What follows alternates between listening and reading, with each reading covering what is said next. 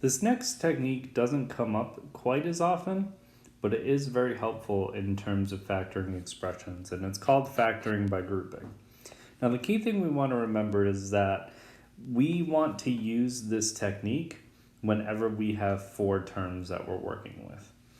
So we want to be able to factor an expression with four terms, and we're going to do that by factoring by grouping.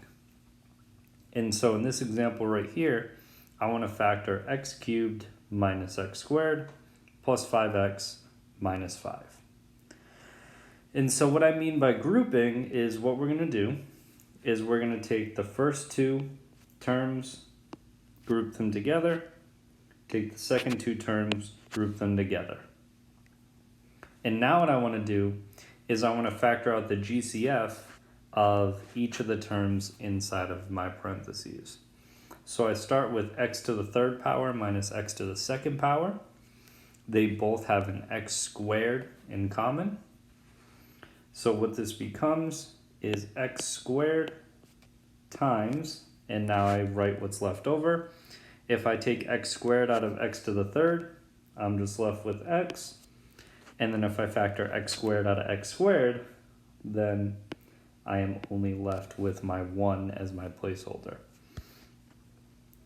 Okay, we want to do the same thing for 5x minus 5. Now they don't have a variable in common, but both of them have a 5 in common. And so what I want to do is I want to factor out that 5. And then what's left on the inside, I factor 5 out of 5x, I'm left with x. I factor 5 out of 5, and again I'm left with 1 as my placeholder.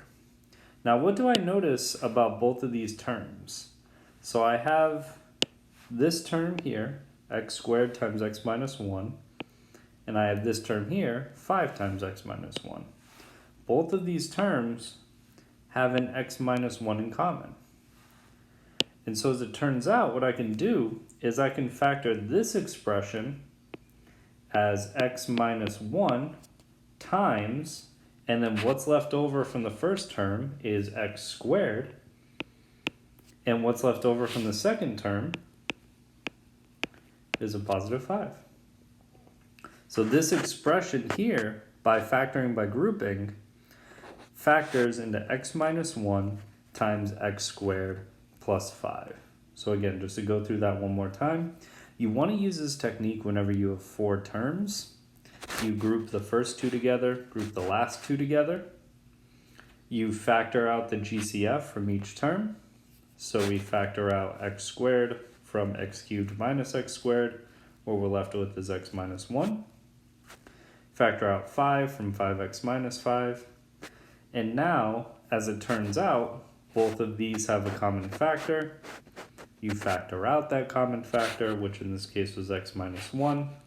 And then in these parentheses over here was what's left over, which from the first term was x squared. So my x squared over here was right over here. And then my 5 over here ends up right here.